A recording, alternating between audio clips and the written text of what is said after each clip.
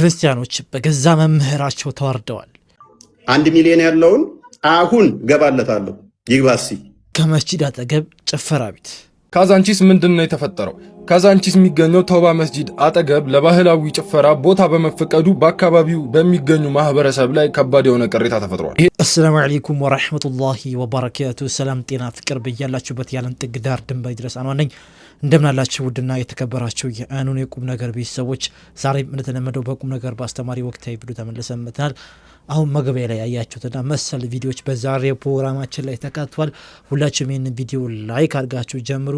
ወደ ዛሬ ቪዲዮቻችን ከመግባታችን በፊት በአኑት እንግዲህ ሁልጊዜ ዒድ እየመጣ ሲመጣ ቻሌንጅ እናዘጋጃለን። ለየቲሞች ለአቅመ ደካሞች የቻሉን አቅም አድርገን ዒዱን እንደማንኛውም ሰው ተደስተው እንዲያሳልፉ በአላህ ፈቃድ እናደርጋለን። ዘንድሮ ኢንሻአላህ አስበናል፣ ነይተናል። የአንድ በግ ለማስገባት ነይተናል። ኢንሻአላህ 60 ሰዎችን ብቻ ነበር የምንፈልገው። ሐቂቃ 60 ሰው ይጠፋል። 60 ሰው ከ60 አንተ አንዱ ነህ እንደዚህ ምናምን ብለህ አትለፈው። አንዱ አንቺ ነሽ። በቃ ከ60 ውስጥ አንዱ አንቺ ናችሁ። አንዲት እህታችን እንግዲህ 16000 ምናምን ብር ልካ ያው 15000 ብር ይያቻዋል አንድ ሰው ትችላለች ማለት ነው ሙሉን ኢንሻአላህ። አንድ እህታችን ደግሞ 5000 ብር ልካለች። እቺ ሚቻናችን ቤት ሁለቱም በየጊዜው በሚደረገው የአኑን ቤተሰብ የአኑን ቻሌንጅ ላይ ይሳተፋሉ። ማሻአላህ አላህ ይቀበላቸው። እናንተም ዱዓ አድርጉላቸው። እነሱ ፍሽካውን አስነፍቶታል፣ እናንተም ቀጥሉት። ከዚህ ቀደም ባንክ ላይ 200 ብር ያስገባል ነበረ። እሱን ያው አንድ 10 ሺህ ሊሞላ ይችላል። በጣም እንደጀመርነው ነው ያቆምነው እሱን ነገር። እስቲ 10 ሺህ ከሞላም ካልሞላም እንከፍተዋለን ቀጣይ ቪዲዮ ላይ። ዛሬ ግን ወደ ዛሬ ቪዲዮ እንገባለን። ተሳተፉ። በቃ አርጨጭቃችሁ ፈጣሪ አሳልፎለት ሁሉ ነገር ተሳክቶለት ማየት የምትፈልጉት ጓደኛችሁ አለ አይደል? እስኪ ይህንን ቪዲዮ ሼር አድርጉለት። እንዲህም በሉት፣ ውድ ጓደኛዬ፣ ስኬትህ ለማየት የምጓጓ ነገህን በብርሃን የምስል አልፎልህ ሁሉ ነገር ተሳክቶልህ ያሰብከው ግብ ላይ ደርሰ ማየት ትልቁ ምኞቴ ነው። ምክንያቱም ለዚህ ብቁ እንደሆንክና በውስጥ ትልቅ አቅም እንዳለ አውቃለሁና። መንገዱ አትካሚ ቢሆንም መሰናክሉ ቢበዛም ነገር ግን ፈጽሞ ተስፋ እንዳትቆርጥ፣ እኔ ሁሌም ከጎንህ ነኝ። አንተ ያሰብከው ቦታ እስክትደርስ ድረስ በሐሳብም በጸሎትም በጉልበትም ፈጽሞ አልለይህም። ያንተ ስኬት የኔም ድል ነውና እያላችሁ እስኪ ለምትወዱት ይህንን ጓደኛችሁ ሼር አድርጉለት።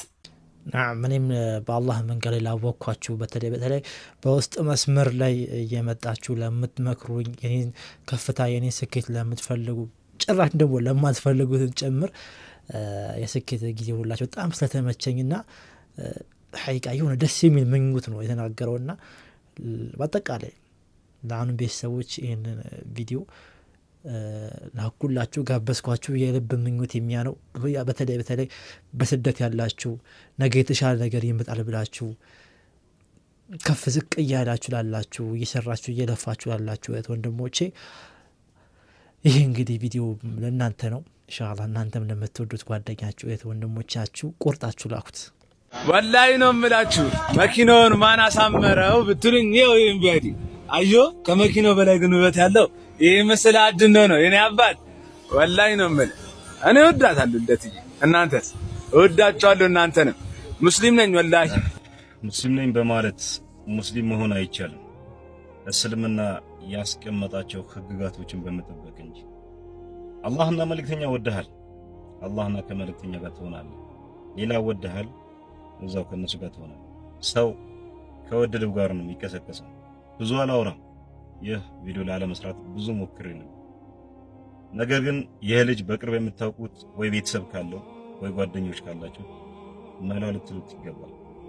ምናልባት አንድ ሙስሊም በሙስሊም ወንድሙ ላይ የሆነ ነገሮችን መስመር ያለፈባቸው ነገሮችን ካየ በሶስቱ በአንዱ ሊከላከል ግድ ይላል።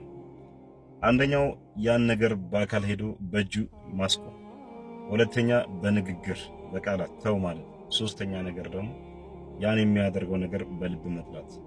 እኔ በልቤ መጥላት እንዳለም ሆኖ በአካል ሄጄ እሱን ማስቆም ባልችልም በቃላት ግን መናገር ፈልጌ እና ቤተሰቦች ካላችሁ ድረሱለት። ልጃቸው አደጋ ውስጥ ነው። ባሳለፈው ቪዲዮ ላይ ከሶሻል ሚዲያ ላይ እየራኩ ነው ብያችሁ ነበርና ከምረቅባቸው ምክንያቶች አንዱ ይሄ ነው። ማሽቃበጡ ምናምን ነገር በጣም እየበዛ መጥቷል ማለት ነው። ሰዎች ዘንድ ጋር ለመወደድ ሲሉ በጣም ድንበር እያለፉ ነው በእምነታቸው በባህላቸው ጉዳይ ላይ በቃ ከምነግራችሁ በላይ መረን እየሳቱ እየለቀቁ ይገኛሉ። ከዚህ ውስጥም አንዱ ይሄ ሰውዬ ነው። አሁን ይሄ ግለሰብ እኔ ሙስሊም ነኝ ወላሂ እያለ ስለ አድኖ ትመቸኛለች ውደታለሁ ምናምን ይላል። እንግዲህ አንድ ሰው ሙስሊም እስከሆነ ድረስ ማለት ነው የማርያምን ምስል የሚባል ነገር አለ በእኛ እምነታችን ላይ ያውቀዋል። ልቦና እኮ ያውቀዋል እንደሌለ። ነገር ግን አሁን ላይ ማሽቃበጥ ምናምን ነገር ትንሽ ያው ትርፋማ ያደርጋል። በአሁኑ ሰዓት ላይ ሶሻል ሚዲያ ላይ ስታሽቃብጡ ነገር ተከታይ ታበዛላችሁ፣ ቢዝነሱም ይመጣላችሁ አስታሽቃብጡ ምናምን ነገር። ያ ነገር እየታየ ሲመጣ ሰዎች ሳይወድ በግዳቸው ማለት ነው ማሽቃበጥን ምርጫ አድርገዋል። ይህ ነገር ደግሞ ገለልተኛ ለሆኑ ሰዎች በቃ ሚዲያው እንዲደብር እያደረገ ነው። በቃ ሶሻል ሚዲያው በጣም በተለይ በቃ ቲክታክ እንጃ ከምነግራችሁ በላይ የማትጠቀሙ ሰዎች በጣም ብዙ ስለሆናችሁ ነው። በተለይ ዩቲዩብ ላይ መታችሁ የኛን ቪዲዮ የምታዩ ሰዎች ቲክታክ ላይ እንደማትጠቀሙ አብዛኞቻችሁ እናውቃለን። የቲክታክ ቪዲዮ ስለምናመጣ መቼም ሁለቴ ልታዩ እዚያ አትመጡም። አብዛኛው ዩቲዩብ ላይ ያለ ሰው ቲክታክ ቪዲዮ አያይም። እዛ አካባቢ ያለው ነገር በጣም የሚደብረው እኛ እየመረጥን ለእናንተ አይን ለእናንተ አእምሮ ይመጥነው ስለምናመጣ ነው እንጂ እዛ አካባቢ ያለው ነገር ይደብራል። እንዳለው ወንድማችን ይህ ሰው አካባቢ አቅራቢ ያላችሁ ሰዎች መክራችሁ ዘክራችሁ ታስተካክሉት ይገባል። እኔ ሙስሊም ነኝ እያሉ በአላህ ድንበር ላይ ማለፉ ተገቢ አይደለም። ኡስታዝ ያሲን ኑሩ አላህ ይጠብቀው ደህና አድርጎ ኹጥባ አድርጓል። የዚች ሀገር ማንነት እነዛ ሁሉ ሰሃቦች የተቀበሩባት ሀገር መሆኑ ያንን ታሪክ ሲጽፉ ታሪክ ዘጋቢዎቹ ሌሎቹ ማለት ደብቀዋታል። በደንብ አበጥሮ አወጣው። በዚች ሀገር እኩል መብት እንዳለን ገለጸ፣ አብራራ። አላህ ጀዛውን አላህ ይክፈለው። ግን ሌላው ለምን እንደዚህ በዚህ መልኩ ለምን ተነጋ? አንዳንዴ የበላይ ጭቆናን የለመደ ማህበረሰብ እኩልነት ሲባል የበታችነት ይመስለዋል። ግልጽ ነው። ለምን ተነካ? ሙስሊሙ ዘፈን ላይ ተጠምደዋል። ስለ ዘፈን ለምን አነሳ? እንዴት ነው የማይነሳው? እንዴት ነው የማይነሳው? እዚህ ካልተነሳ የት ነው የሚነሳው? አቁሙ ቁርአንን ተከተሉ ካልተባለ የት ነው ሊነገር የሚችለው? ስለዚህ በዚህ ላይ ደግሞ አንዳንድ ወንድም እህቶቻችን ይሄንን ነገር ላይ እንዴት እንዲያለ ብሎ ሙሉ ኹጥባውን ሳያዳምጡ የተለያየ አስተያየት የሰጡ አሉ። ይቅርታም እየጠየቁ ነው በአብዛኛው። እኛም የሆነ ነገር ሲሆን መጀመሪያ ሙሉ ማዳመጥ፣ የሆነ ነገር ተለጠፈ ፌስቡክ ላይ ሙሉ ማንበብ መጀመሪያ። የሚጠቅም ከሆነ ላይክ ሼር ታደርጋለህ፣ ማይጠቅም ከሆነ ጓደኛዬ ወዳጄ ስለሆነ አይደለም የምትለው ትተዋለህ ማለት ነው። ይሄ ልምድ ለኛ ላይ ይኖርብን እላለሁ። ይገርማል። ነገሩ ተገላቢጦሽ ሆነና መልካም ነገር ሲሆን ሼር ላይክ አይደረግም። ሰዎች እንዲሰሙት እንዲያዳምጡት ወይም ወደ ብዙ ሰዎች ጋር ተደራሽ እንዲሆን አይደረግም። አሁን ያለንበት ዘመን ማለት የሆነች ስህተት ከተገኘች ወይ ደግሞ በሌላ ነገር ደግሞ መጥፎ ነገርም ከተገኘ የአንድ ሰው ውርደት ምናምን ከሆነ ግን ነገሩ በደንብ ይሾራል። አንድ ቀን ብቻ አይደለም፣ ሳምንትም አይበቃም፣ ወራት ሙሉ ሊዘልቅ ይችላል ማለት ነው። ነገር ግን መልካም ነገር ብትጽፍ፣ መልካም ነገር ብትናገር፣ መልካም ነገር ሰርተ ብትለቅ ያ ነገር ማንም በጣም ትልቅ ሰው በቃ ሼር ሊያደርገው ቢችለው ምናምን እንጂ ነገሩ ተገላቢጦሽ ሆነ ማለት ነው። አሁን ከሆነ ከ30 ደቂቃ ቪዲዮ ላይ ወይ ከ30 ደቂቃ ዳዕዋ ላይ የሆነ ነገር ተቆርጣ ማትወጣና እሷ ገና ትወጣለች። እሷ ላይ መነጋገር ያደርጋል ሰው። እሷ ላይ እየተነሳ በቃ ሁሉም የራሱን ሀሳብ አስተያየት ይሰጣል። ነገር ግን የሰው ልጅ ሁሉንም ሙሉ ሼር ተደርጎ ቢሆን ኖሮ በዚህ ልክ መነጋገሪያ ባልሆነ ነበረ። ስለዚህ ሼር የምታደርጉት ሰዎች ስትቆራርጡ ማን ነገር የምትቆርጡበትን ቦታ ወቁ። ሰውን ግራ የሚያጋባ ቦታ አለም ደግሞ እንዴ ምንነካው የሚያስቦታ ሳይሆን የሆነ የሚቆረጥ ነገር አለ። አሁን ለምሳሌ አንድ ሀሳብ ከተነሳ በኋላ ያ ሀሳብ እስኪያልቅ ድረስ 3 ደቂቃ 4 ደቂቃ አንፈጀ።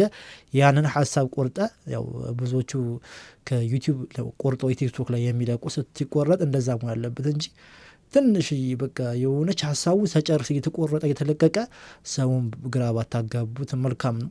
በዚህ ጥሩ ነገር እየሰራችሁ ነው። በነገራችን ላይ ግን ይህን ሰዓ ደግሞ ያው በተሻለ ነገር ብታጠናክሩት አሪፍ ነው። በቃ ሙሉ ሀሳብ ነው ከቆርጣችሁ መቁረጥ ያለባችሁ። ከአንድ ቪዲዮ ላይ መቼም አንድ 4 ደቂቃ ምናምን ነገር የሆነ ሀሳብ ጥቅልል ብሎ ያልቃል። እሱ ትለቃለህ እንጂ የአንድ ሀሳብ ሳይለቅ ማለት በህንጠለጠለበት ሁኔታ እየለቀክ ሰውን ግራ ባታጋቡት መልካም ነው።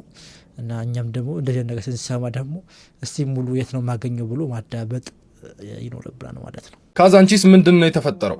ካዛንቺስ የሚገኘው ተውባ መስጂድ አጠገብ ለባህላዊ ጭፈራ ቦታ በመፈቀዱ በአካባቢው በሚገኙ ማህበረሰብ ላይ ከባድ የሆነ ቅሬታ ተፈጥሯል። ይህን መረጃ ነገሩ ሳይባባስ በፊት ለሁሉም ሙስሊሞች ሼር ሪፖስት በማድረግ ማዳረሳችሁ እንዳትረሱ። መስጂዱ አጠገብ ዮድ አቢሲኒያ በመባል የሚታወቀው የባህላዊ ጭፈራ ቤት እስከ መስጂዱ አጥር ጥግ ድረስ ተፈቅዶልኛል በማለት ለማጠር እንቅስቃሴ መጀመሩን ተገልጿል። በዚህ ዙሪያም መጅሊሱና የቂርቆስ ክፍለ ከተማ የመሬት አስተዳደር እንዲሁም ከሌሎች ከፍተኛ አመራሮች ጋር ውይይት በማድረግ በካቢኔ ደረጃ ተነጋግረን እናሳውቃችኋለን ብለው ተለያይተዋል። መጅሊሱም አክሎ መንግስት ለእንደዚህ አይነት ለጭፈራ ቦታዎች ቦታ ሲፈቅድ ከሃይማኖታዊ ቦታዎች ክብር፣ ጸጥታ አንጻር ገምግሞ መስጠት እንዳለበት አክሏል። በአስቸኳይ ይሄ ነገር እንዲቆም ሁላችንም ጥሪ ልናቀርብ ይገባል። ወሰላሙ አለይኩም ወራህመቱላሂ ወበረካቱ። ወአለይኩም ሰላም ወራህመቱላሂ ወበረካቱ። ባለቤቱን ካናቁ አጥሩን አይነቀንቁ አሉ። ይሄ ንቀት ነው ሐቂቃ። ምንም በቃ ላለ ምን ብለው ዑዝር ሰጠዋለህ? አያቁም ማተል ነገር በግልጽ የሚታይ ነገር ነው። መስጂድ ትልቅ ነገር ነው። አስቡት፣ አንድ መስጂድ አለ አጠገቡ አንድ አጥር የሚለይ ጭፈራ ቤት፣ ባህላዊ ጭፈራ ቤት ብለው ተፈቅዶልኛል ብሎ እዛ ድረስ ሲያጥር አንድ ነገር ማለት ነው። ይሄ መናቅ ነው ሐቂቃ መናቅ ነው። ምንም አያመጡም ነው እኔ እንደሚሰማኝ ማለት ነው። ምክንያቱም አንድ ሃይማኖታዊ ተቋም ማለት ነው፣ ለዚያውም ሙዚቃ ጭፈራ በጣም በእምነቱ የሚወገዝ ሐራም ነው ወንጀል ነው ብሎ የሚያስብ እምነት አጠገብ አጥር ስር ላይ መጥተህ ጭፈራ ቤት ተከፍትበት። መጅሊሱ በዚህ ጉዳይ እስም እንደሚል እናያለን። 1 ሚሊዮን ያለውን አሁን ገባለታለሁ። ይግባሲ ከኔ ጋር ዲቤት አይደል የምትፈልጉት ማየት? መጅሊሱን እንዳላዘጋባችኋለሁ። 1 ሚሊዮን ያለውን አምጡት። ምንም ከማጋር አይደለም። ከማየም ጋር ያየው አልተወያየው ኡስታዛችሁ አሁን ይግባሲ 1 ሚሊዮን ተከታይ ያለው በጣም በጣም እያስፈራራህን ነው አንተ። መጅሊሱን ጭምር ነው የሚነቀንቀው የሰውዬ። አልቻለውም። በጣም እውቀቱ ጥግ ድረስ ከመሄዱ የተነሳ ማለት ነው። ተውት። አንድ ኡስታዝ ምናምን ሳይሆን መጅሊሱን ጭምር ነው የሚያንቀጠቀጠው።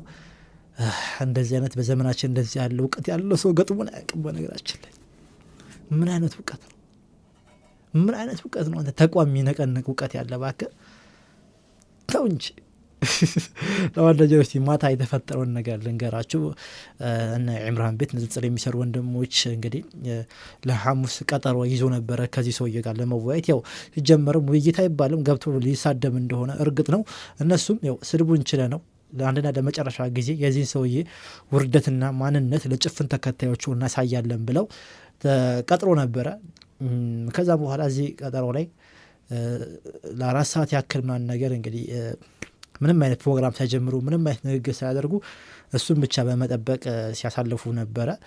ከዛም በኋላ ላይቭ ደግሞ ከገባ በኋላ እዛው እነሱም ላይቭ እያሉ እዛው ላይቭ ገብቶ ከነ ኢምራን ጋር ነገር አለወያየም። 1 ሚሊዮን ተከታይ ያው ሰው እንደ እውቀቱ ነው። እሺ እንደ እውቀቱ ነው እሱ የሚያስበው። እንግዲህ 1 ሚሊዮን ተከታይ ካለ እውቀት አለ ማን ነው? 1-2 ተከታይ ደግሞ ከሌለ እውቀት የለህም ብሎ ነው የሚያስበው። ያው ሰው እንደ ራሱ እንተዋለን ማለት እንደዚህ አይነት የቀነጭር አሳሰብ ላለ ሰው እንደ እውቀቱ ነው ብለን እናልፈዋለን። ችግር የለውም። እንደዛ አለ። ማሻአላህ ኡስታዝ ሁሱም ይሄን ነገር ሰምቶ ኢምራን ጋር ከቻለና እንደዚህ ሲባል ሰምቻለሁኝ ይሄው ገብቻለሁ ለመወያየት ፈቃደኛ ነኝ። ያው ከዚህ ጋር ቀደም ከአንድም ሁለት የተገናኝተ ተሳድቦ ነው ሄደው። አሁንም ያን ስድቦች ችግር የለውም እወያያለሁ ማንነቱን እናጋለጣለን ብለው ጠበቁት። አሁንም ቤቱን ዘግቶ ከመፎከር ውጪ ምንም አላመጣም ማለት ነው። ከዛም በኋላ ምን ተፈጠረ? ውይይቱ በቃ ሰዓቱ አለፈ። 5 ሰዓት ሆነ። እዛ አካባቢ ነበሩ ያንን ፕሮግራም ለመታደም የመጡ ክርስቲያኖችም ነበሩ እዛ ላይቭ ላይ ማለት ነው። ወደ 10,000 ሰው የሚጠጉ ሰዎች ነበሩ። እየገቡ ሀሳብ ሲሰጡ ነበረ። በዚህ ሰውዬ እንዳፈሩ ጭራሽን በሱ ቤቱ ላይ ገዝተ ላይ ቁጭሎ አዋረድከን የሚል ኮመንት እንግዲህ እየሰጠበት ነበረ። አንዴና ለመጨረሻ ጊዜ ተዋርዷል ይሄ ግለሰብ። ከዚህ በኋላም ከዚህ ሰውዬ ጋር ምንም አይነት የንጽጽር የዲቤት ፕሮግራም እንደማይኖራቸው ንጽጽር ላይ የሚሰሩ ወንድሞች ኡስታዞች አሳውቀዋል። ከዚህ በኋላ ይህ ግለሰብ ማንነቱ ይህ ነው። እንግዲህ ቤቱን ዘግቶ ጭፍን ተከታይ በጎቹ ላይ ብቻ ይሄ ቅርሻቱን ነው የሚቀረሽባቸው እንጂ ምንም አይነት እውቀት እንደሌለው ቢኖሩ ኖሮ 10,000 ሰው እንግዲህ መጥቶ ማለት ነው ይሄ አለኝ ይሄ እውቀት አለኝ ብሎ ማሳወቅ ይችል ነበር፣ ማስተማር ይችል ነበረ። ነገር ግን ፈርቶ እንዳይጥ ማለት ነው ጉድጓድ ውስጥ ተወሽቆ ሲለፈልፍ ነበረ። የተፈጠረው ይሄንን ይመስላል። በዛው ቦታ ላይ ደግሞ የነበሩ ክርስቲያኖች ወገኖች ገብተው በጣም እንደደበራቸውና ጠብቀን ነበረ ይመጣል ብለን ጠብቀን ነበረ አዋርዱናል ብለው ተናግረው እንዲሁም እዛው ላይቭ ላይ ወደ 3 ሰዎች እንደሰለሙ የወጣ መረጃ አለ። ይሄ ባጭሩ ይሄን ይመስላል ማለት ነው። የትናንትናው ከ3 ሰዓት ጀምሮ እስከ ሌሊት ምናምን ድረስ የሄደው ፕሮግራም ባጭሩ ማለት ነው። ብሮ ቢቀድርህ አልቀድርህ እጧ ይላል ቁርአኑ ማለት ነው። ለመሰለ ከአቅም በላይ መንጠራራት ጅማት መበጠስ ነው እንደማለት ነው። ከአቅም በላይ መንጠራራት ጅማት ለመበጠስ ነው። ይሄ መልእክት ለዛኛው ዲያቆን ይሆናል። ከአቅሙ በላይ የተንጠራራ ይገኛል፣ ግን ጅማት እንዳይበጠስ ከቁርአኑ አንቀጽ ላይ ነው ብሎ እንግዲህ አንድ ወገናችን እንግዲህ ያው እንደዚህ አይነት በጎች አሉ ቢቀድር ያልቀድር ጧ ብሎ ቁርአን ላይ ያለ ነው ያለው እንግዲህ ያንጧጧ ሀቡ። ለማንኛውም የዛሬ ቪዲዮ ይሄንን ይመስል ነበረ። ያ ጀማዓ በቀጣይ የተሻለ ቪዲዮ እንገናኛለን። መግቢያ ላይ ተናገርኩትን የአን ቻሌንጅ ሁላችሁ ተሳተፉ። ሁላችሁም በቃ ሳይሆን 60 ሰው ወላሂ ሐቂቃ 60 ሰው ተው። እኔ በቃ አለምን በየጊዜው እየመጣው ለእናንተ ስልችት ታርጓችሁ 60 ሰው እኮ ያለው 60 ሰው በቃ 15000 ዝግት 60 ሰው ይጠፋል። 60 ሰው ተው እንጂ 60 ሰው በቃ 60 ሰው አንተ በቃ እንደዚህ ምናምን ብላችሁ አትደፉ። ኢንሻአላህ ካለ 300,000 ብር ላይ 15,000 ብር ነው የምትቀንስበት። አብሽር አላህ የተሻለ ነገር ይተካል። አላህ ብላችሁ ነይታችሁ አውጡ። ሰላም አለይኩም ወራህመቱላሂ ወበረካቱሁ።